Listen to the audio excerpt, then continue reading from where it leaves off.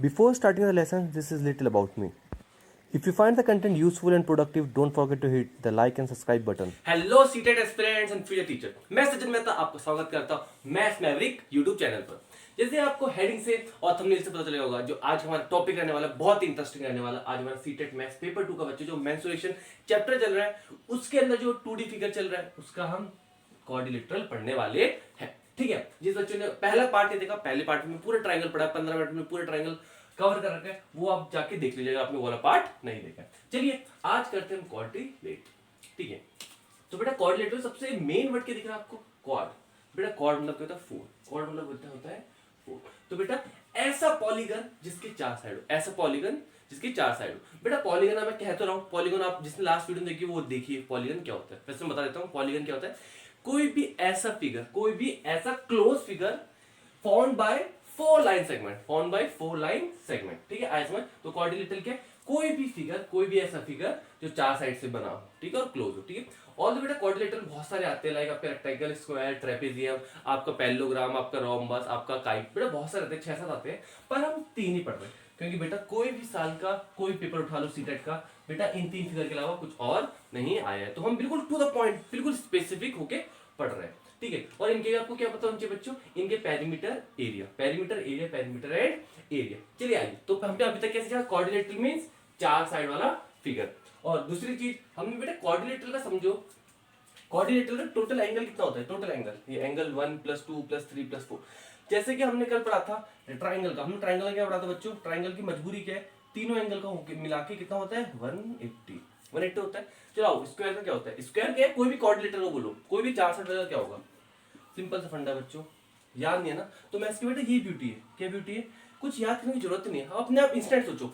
एक कुछ भी क्वाड्रिलेटरल बनाओ, लाइन खींच दो, ये क्या बन गया आपको बेटा? एक डायगोनल बना दिया आपने। और आप देखो बेटा आपके दो ट्रायंगल बन गए। एक तो ये ट्रायंगल बन गया, कौन सा?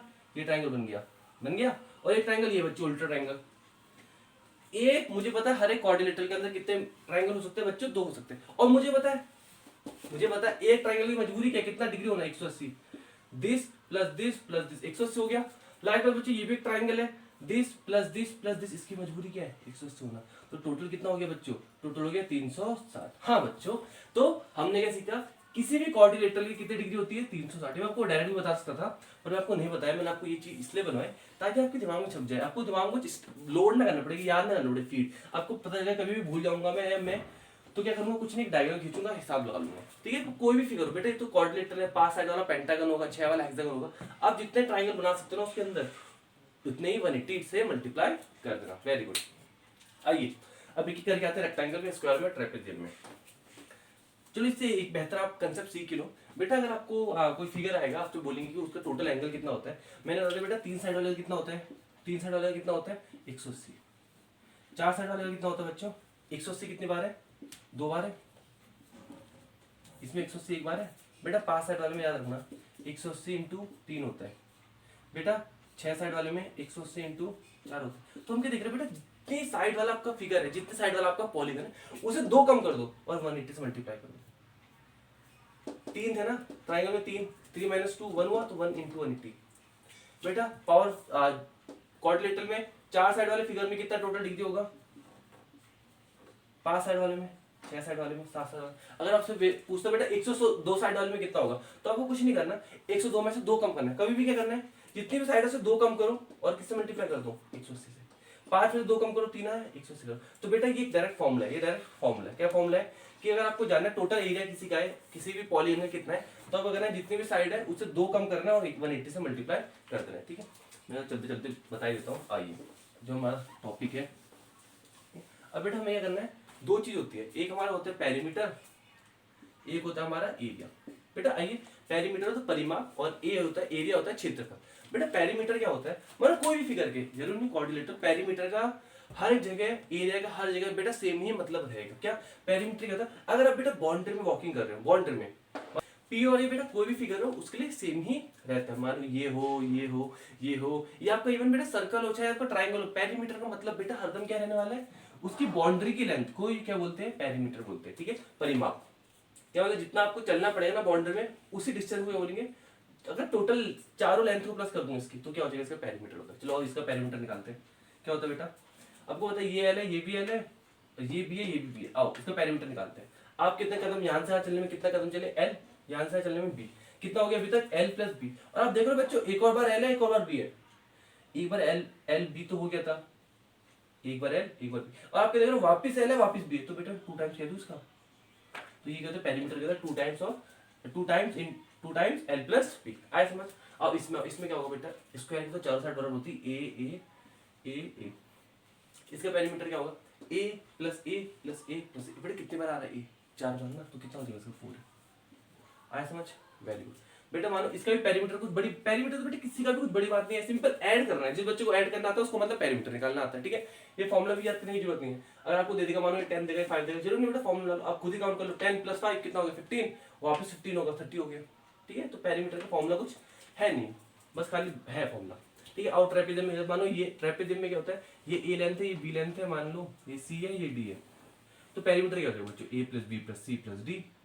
वही फॉर्मूला है, सिंपल सा, प्लस ही तो करना है चारों को। आया समझ, बहुत ही बढ़िया। अब आ जाओ एरिया में।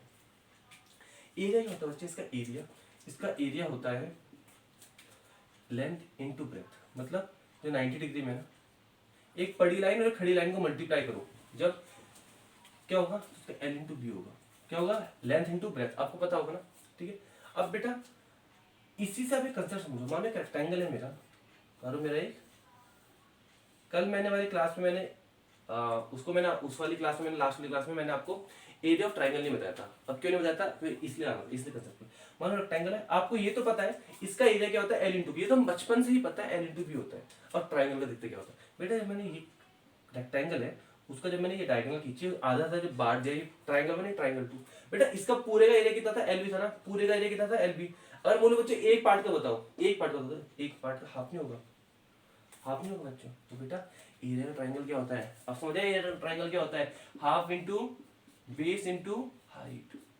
मतलब अगर ये ट्राइंगल है मेरा, इसको भूल जाओ, ऊपर वाले पार्ट को भूल जाओ, ये ट्राइंगल बना नहीं बना, ये रेक्टेंगल का आधा है नहीं है, इस रेक्टेंगल की देखो, पूरे रेक्टेंगल का आधा है नहीं है, आधा है ना, तभी बेटा इसका एरिया क्या होता है, half into base into height. आए समझ क्या होता है। तो इस तरह दो एरिया सीख ली। तो रेक्टेंगल क्या होता है, एल इंटू बी, इसका क्या होता है ट्राइंगल का half into L, length into breadth, या हाफ इंटू ट्राइंगल की नजर से देखेंगे तो बेस इंटू हाइट। आया समझ, वेरी गुड। आज स्क्वायर में, स्क्वायर में बेटा ये एक खड़ी लाइन और बड़ी लाइन का मल्टीप्लिकेशन करना है।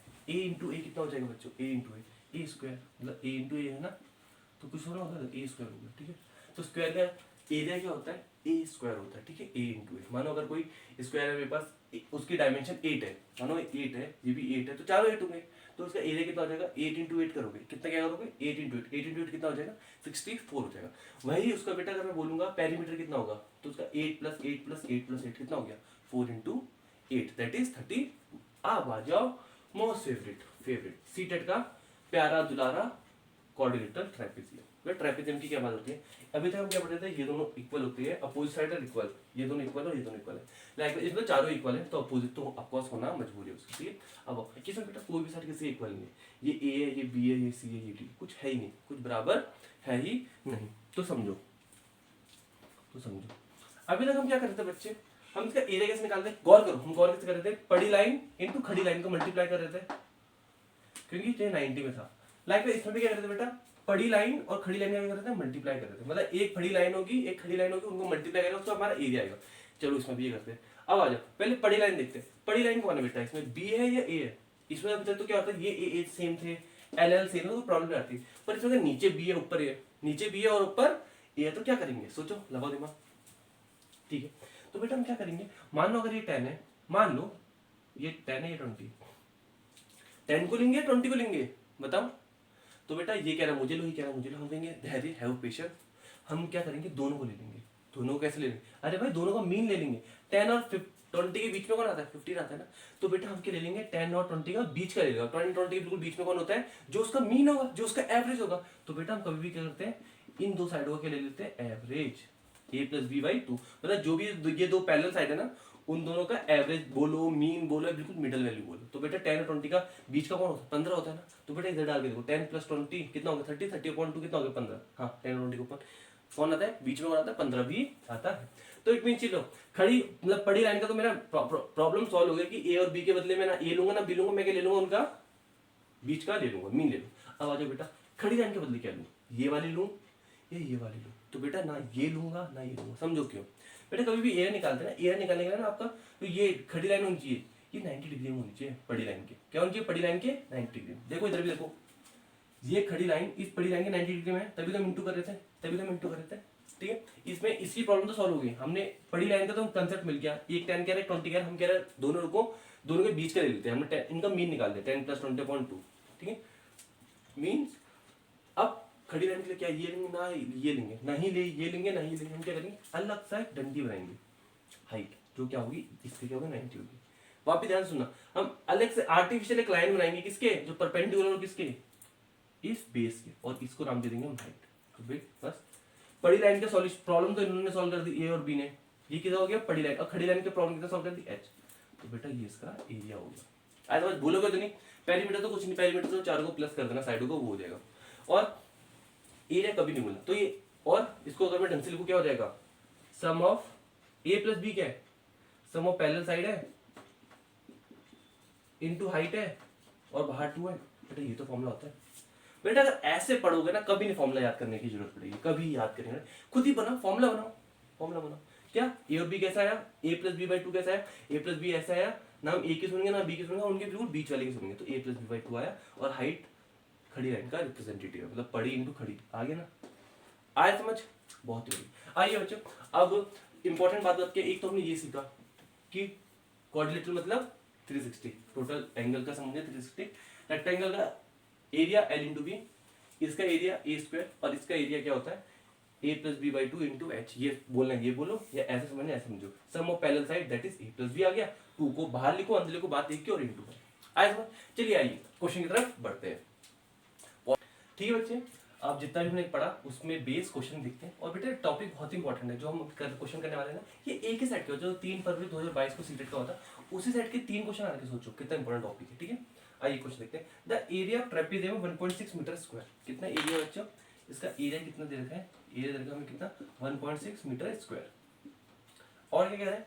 Distance between the parallel side is 10 dm। अब बेटा देखो जो dm क्या है, आपको dm पता होना चाहिए। आपको होना चाहिए बेटा 1 dm मतलब कुछ और नहीं होता, 10 सेंटीमीटर होता है। ठीक है, जिसको कंफ्यूजन हो रहा है डीएम में, मीटर में, हेक्टोमीटर, किलोमीटर, इन सब में, तो हमारा जो मैथ्स सीटेट मैथ्स पेपर होने का फाउंडेशन कोर्स है, उसमें जाके मैथ्स का मेजरमेंट का वो आप पार्ट वीडियो देख सकते हैं। ठीक है, जिसमें आपको फिर उसके बाद कोई कंफ्यूजन रहेगा डीएम सीएम क्या होता है और डीएम क्या होता है, हेक्टोमीटर क्या होता है, सब कुछ। ठीक है, तो अभी ये क्वेश्चन करने के लिए आपको इतनी इन्फॉर्मेशन होनी चाहिए, 1 डीएम मतलब 10 सेंटीमीटर। ठीक है, आया समझ? ठीक है, और मीटर का तो आपको पता होगा 1 मीटर के अंदर 100 सेंटीमीटर होते हैं। आइए one area equal to 1.6 metre square. अब देखो इन्होंने क्या बोल रखा है? Distance between the parallel line is 10 dm। बेटा पैरेलल लाइन के बीच का डिस्टेंस, तो मतलब बेस इनडायरेक्टली आपको क्या बोल रखा है? ये परपेंडिकुलर, कभी भी डिस्टेंस होता है ना बच्चों, ये परपेंडिकुलर दिया रहता है डिस्टेंस। तो ये कितना दे रखा है बच्चों आपको? 10 dm दे रखा है। बेटा 10 dm कुछ होता है, देखो 1 सेंटीमीटर 1 dm में कितना होता है? 10 सेंटीमीटर। तो बेटा 10 dm में कितना होंगे? 100 सेंटीमीटर होंगे ना? होंगे। आपको कैसे? बेटा मैं कहूँगा बेटा 10 का इधर भी मल्टीप्लाई कर दो, इधर भी मल्टीप्लाई कर दो, ये कितना बन जाएगा अगले स्टेप में? 10 dm बन जाएगा। 10 dm इक्वल टू 100 सेंटीमीटर। वैसे भी आसान बेटा, 1 dm में 10 सेंटीमीटर होते हैं, तो 10 dm में कितने होंगे? 100 होंगे ना? Very good. और क्या कह रहे हैं? If one of its parallel side is longer than the other by 8। तो बेटा कह रहा है एक पैरेलल लाइन दूसरे वाले से 8 ज्यादा है। 8 क्या? 8 dm। ठीक है बेटा, इसमें मेन क्वेश्चन ना मेजरमेंट का भी है और ट्राइपेजियम का भी, दोनों का नॉलेज चेक कर रहा है आपकी। तो बेटा अगर ये कह रहा है एक पैरेलल साइड दूसरे से 8 ज्यादा है, 8 सेंटीमीटर नहीं 8 dm, 8 dm, तो सेंटीमीटर कन्वर्ट करूंगा तो कितना हो जाएगा? 80 सेंटीमीटर। ठीक है, ये भी सेंटीमीटर। देखो बच्चों, ये था डीएम में, ये भी था डीएम में, ये था मीटर में। तो मैंने कहा बेटा सभी सेम कहाँ आ सकते हैं? तो मुझे पता है सभी सेम सेंटीमीटर में आ सकते हैं। तो बेटा मैं इसको भी मैंने सेंटीमीटर लिखा डायरेक्ट, इसको भी डायरेक्ट सेंटीमीटर लिखा, और इसको भी मैं अब सेंटीमीटर लिखने वाला हूँ। क्या हो जाएगा बेटा? 1.6। देखो ये मीटर स्क्वायर है, मतलब कि मीटर इंटू मीटर, और 1 मीटर में कितने सेंटीमीटर होते हैं? 100।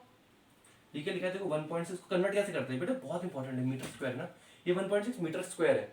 तो बेटा 1 मीटर करने के 1 मीटर को 1 सेंटीमीटर बनाने के लिए 100 सेंटीमीटर, और दो है ना तो मीटर, इसका मतलब क्या है? इसका मतलब कुछ ऐसे तो है 1.6 मीटर इंटू मीटर। बेटा 1 मीटर को बनाने के लिए 100 सेंटीमीटर, दूसरे मीटर को बनाने के लिए एक और 100 सेंटीमीटर। आया समझ? ये होगी कहानी बच्चों, आया समझ? तो एरिया कितना दे दें डायरेक्टली? 1.6 into 100 into 100। तो बेटा ये भी मेरा सेंटीमीटर में हो गया, ये भी सेंटीमीटर में, ये भी सेंटीमीटर, और ये भी सेंटीमीटर में। अब मैं सवाल कर सकता हूँ। आइए अब कैसे करेंगे? एरिया क्या होता है ट्रेपेजियम का बच्चों? आओ, एरिया होता है, क्या होता है, याद करो, मैंने क्या बोलता बेटा, इन दोनों का मीन निकालते थे इनटू हाइट करते थे, इन दोनों का मीन निकाल। आओ, इन दोनों का मीन क्या होगा, x प्लस 80 डिवाइड बाई 2, ये इनका मीन हो गया। बड़ी लाइन के बदले देखो, बड़ी लाइन का रिप्रेजेंटेटिव इन्होंने कर दिया, और खड़ी लाइन का रिप्रेजेंटेटिव कौन करेगा, हाइट, जो कि 100। और फिर ध्यान देना, आप डायरेक्ट वैल्यू पुट करते हो ना 1.6 x प्लस 8, तो बेटा क्वेश्चन गलत हो जाएगा, क्योंकि आधे मीटर में है आधे डीएम में, तो पहले सभी को 1 यूनिट लाना, और हमने क्या डिसाइड किया, किसमें लाया, सेंटीमीटर में। देखो अरे सेंटीमीटर बनाया, ये भी 1.6 मीटर स्क्वायर था, हमने इसको भी सेंटीमीटर किया, आया समझ? तो बस एरिया के बदले क्या लिख दो, ये एरिया के बदले लिख दो 1.6 इंटू 100 इंटू 100। अब ये सॉल्व करो, x प्लस एक्स कितना हो गया, 2x, ये क्या हो गया, 2x प्लस 80, क्या हो गया, 2x प्लस 80 अपॉन 2, और इधर क्या चल रहा है, इंटू में 100 चल रहा है। आपको दिख रहा है ये 100 से ये 100 कट जाएगा, कटेगा। और देखो बेटा, ऊपर से 2 कॉमन लोगे तो क्या बच जाएगा, ऊपर से दोनों से कॉमन ले लोगे 2, तो अंदर हो जाएगा x प्लस 40, और नीचे 2 है तो नीचे वाला 2 इस 2 को काट देगा, ठीक है। और इधर क्या बचा, 1.6 इंटू 100 बचा इधर। इसको देखो ना, 2 0 1 0 में से दे रहा हूँ, तो ये 16 बन जाएगा, और एक 10 बच गया, तो ये कितना हो गया, 160। तो 160 इक्वल टू कितना हो गया, x प्लस 40। तो बेटा 40 इधर आएगा, प्लस में माइनस होगा, क्या हो जाएगा, 120 होगा। तो बेटा x की वैल्यू आ गई 120, x की वैल्यू आ गई बेटा, इसके मतलब आ गई 120। ये साइड कितनी है, 120, और ये साइड कितने बच्चों, 120 प्लस 80। पूछा क्या हमसे, पूछा है, हाँ लॉन्गर साइड पूछिए। तो बेटा ऑप्शन नंबर सी बिल्कुल सही है, तो लॉन्गर साइड कितनी होगी, 200। आइए अगला सवाल देखते हैं, चलिए साथियों अगला सवाल करते हैं। अगला सवाल क्या पूछा है, एक क्वाड्रिलेटरल आपका A B C D, angle C इतना है, एंगल डी इतना है, 72 और 80, और देखो क्या बोला है, तो बाइसेक्टर ऑफ एंगल। बेटा बाइसेक्टर, सेक्ट मतलब होता है, सेक्टर मतलब जो काट रहा है, सेक्ट कर रहा है, इंटरसेक्ट, बाइसेक्ट। और बाइसेक्टर मतलब दो इक्वल हिस्से में काट रहा है, मतलब जो ये बाइसेक्ट कर रहा है एंगल ए को ऐसे में काट रहा है, ये एंगल इसके बराबर हो रहा है। मानो अगर ये एक्स है तो ये भी एक्स है, इसका मतलब ये।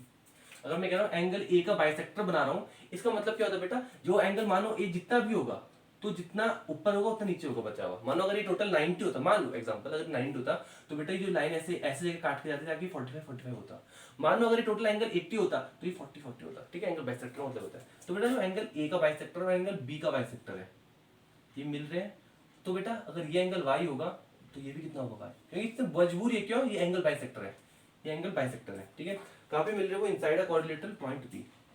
आपसे पूछा है एपीबी, आपसे ये पूछे। आओ बच्चों कैसे करेंगे समझो।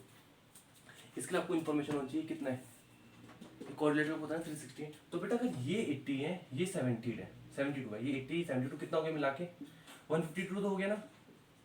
इन दोनों मिला के कितना 152 हो गया, plus angle B plus angle A, 150, इन दोनों को मिला के 152 लिख दिया, ठीक है। तो बेटा चारों एंगल का सम मुझे पता है कितना होना चाहिए, 360। तो बेटा ए प्लस बी कितना होना चाहिए, मजबूरी के 152 माइनस करो,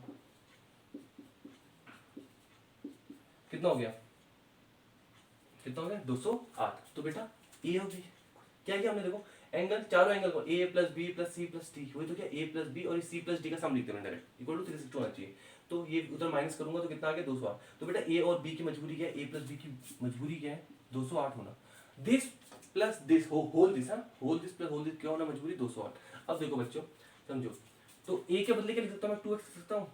ए के बदले है क्या, 2x तो है, और बेटा बी के बदले है कौन, 2y, y प्लस y तो बन रहा है, y और y मिला के तो बन रहा है क्या, b, 2y, 208। तो बेटा जब मैं 2 जैसे कॉमन लेके तो डिवाइड करूंगा, 2 कॉमन ले लूँ तो क्या हो जाएगा, x प्लस वाई, 2 इधर आ गया 208। अगले स्टेप में 2 नीचे चले जाएगा, तो कितना हो गया, x प्लस वाई की वैल्यू कितना होगी बच्चों, x प्लस वाई की वैल्यू कितना होगी, 104, कितनी होगी 104। तो बेटा x प्लस वाई, एक्स और वाई की वैल्यू मिल गई, तो मुझे बेटा दिस प्लस दिस मिलेगा कितना, 104, मुझे निकालना है ये।